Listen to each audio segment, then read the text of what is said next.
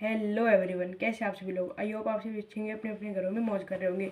तो आज की सारी वीडियो में हम पढ़ेंगे अपना क्लास 9 का चैप्टर नंबर 4। ठीक है। एक कहानी है अभी जो ये कहानी है ये लिखी है हमारी किसने लिखी है ये कहानी। ठीक है। मैं बताऊंगा कि हर बार मैं पहले बताता हूँ, ये बताऊंगा मैं लास्ट में कि ये किसने लिखी है। इस कहानी में जो हमारी लेखक है, ठीक है, उनके पिताजी है वो बहुत ही सख्त आदमी होते हैं और वो साथ साथ कांग्रेस की पार्टी में अपना समर्थक भी देने देने वाले होते हैं। ठीक है। उनका जन्म भानपुरा गांव में हुआ था। ठीक है। वो एक छोटा सा अपने भारत का ही एक छोटा सा गांव है भानपुरा, वहाँ पर उनका जन्म हुआ था। ठीक है।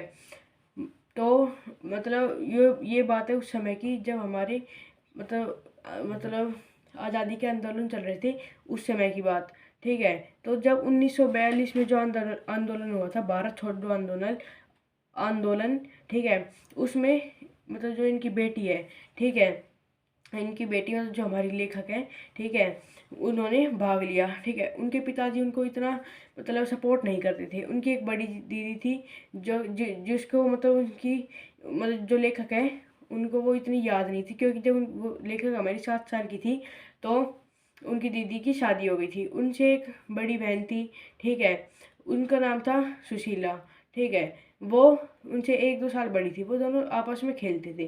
पर जो उनके पिता है, लेखक के जो पिता है, वो अ, जो उनसे बड़ी है सुशीला, उनको ज़्यादा पसंद करते थे, हमारे लेखक को नहीं करते थे, क्योंकि कहीं ना कहीं उनके पिता के मन में उनके रंग के प्रति थोड़ा ऐसे ही गंदा भाव था। ठीक है। कि ये काली है, ठीक है, और जो हमारी सुशीला है वो गोरी है। जो हमारी लेखक है वो काली और दुबली पतली थी, और जो सुशीला है वो गोरी भी थी और सांवली भी, मतलब गोरी भी थी और अच्छी भी थी।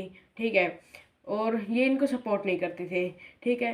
पर जब कॉलेज में एक दिन, जब ये हमारी लेखक जो कॉलेज में जाती थी, जब एक दिन उनके पिता के पास एक चिट्ठी आई। ठीक है। उस चिट्ठी में लिखा था कि आप कॉलेज में आओ, ठीक है, और हमसे मिलो। ठीक है। मतलब जब ये उनके पास ये लेटर आया तो वो बहुत ही गुस्सा हो गए। वो बिना जाए मतलब उनको डांट मार रहे थे कि उनको डांट मार रहे थे कि हमारे खानदान में कभी ऐसा नहीं हुआ, किसी ने हमको नहीं बुलाया। ठीक है। पर इस लड़की ने तो हमारी इज्जत गिरा दी, इस लड़की ने ऐसा कर दिया, इस लड़की ने वैसा कर दिया। ठीक है। जब वो कॉलेज में गए तो जब वहाँ की प्रिंसिपल थी उसने कहा कि आप अपनी बेटी को समझाइए। ठीक है। इसकी एक आवाज़ में जो पूरे कॉलेज है, पूरे कॉलेज की जो भीड़ है वो इकट्ठा हो जाती है। चलती क्लास में ये जाकर एक बार कह दे कि यहाँ पर मिलो, तो सारे आ जाते थे। मतलब जो हमारी लेखक थी उनकी पूरे कॉलेज में इतनी चलती थी कि अगर वो एक आवाज़ में कहे ना कि इधर आओ, तो सारे के सारे इधर आते, मतलब बदमाशी चलती थी। ठीक है। तो हमारी लेखक थी वो भी इस बात से डरी हुई थी कि अब क्या होगा क्या होगा क्या होगा।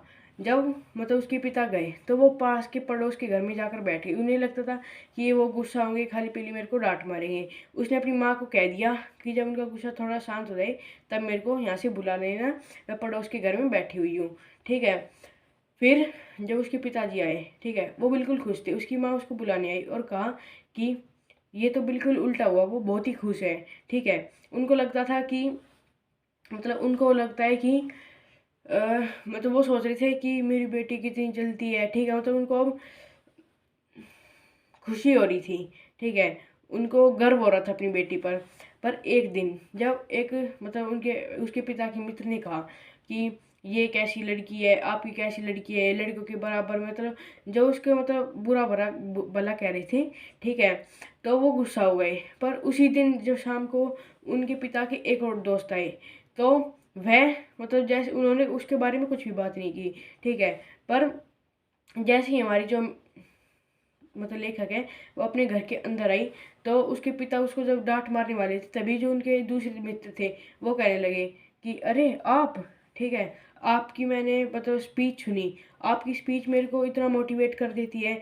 ठीक है। आपकी स्पीच ने मेरे को मतलब बिल्कुल मोटिवेट कर दिया। और जो उनकी प्रिंसिपल मतलब उनके जो कॉलेज में एक मैम थी, परमीला मैम, ठीक है, उनकी मैम, ठीक है, वो उनको मतलब वो उनकी स्पीच से वो मतलब उनकी स्पीच से वो सारे मोटिवेट होते हैं। जो उनकी रगों में जो खून बहता था, ठीक है, उनकी रगों में जो आग बहती थी, जोश बहता था, उनको मतलब जो वो मैम थी वो ज्वाला में कन्वर्ट कर देती थी।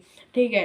तो आज की इस वाली वीडियो में इतना ही। आज की इस वाली वीडियो में मैंने इस चैप्टर का मतलब बेसिक बेसिक बस समझाया है, ठीक है, क्योंकि ये चैप्टर बहुत बड़ा है तो 5 मिनट में नहीं हो सकता। अगली वीडियो में मैं इसको बिल्कुल डिटेल से समझाऊंगा। तो अगर आपको ये वाली वीडियो अच्छी लगी तो इस वीडियो को लाइक कर देना, चैनल को सब्सक्राइब कर देना।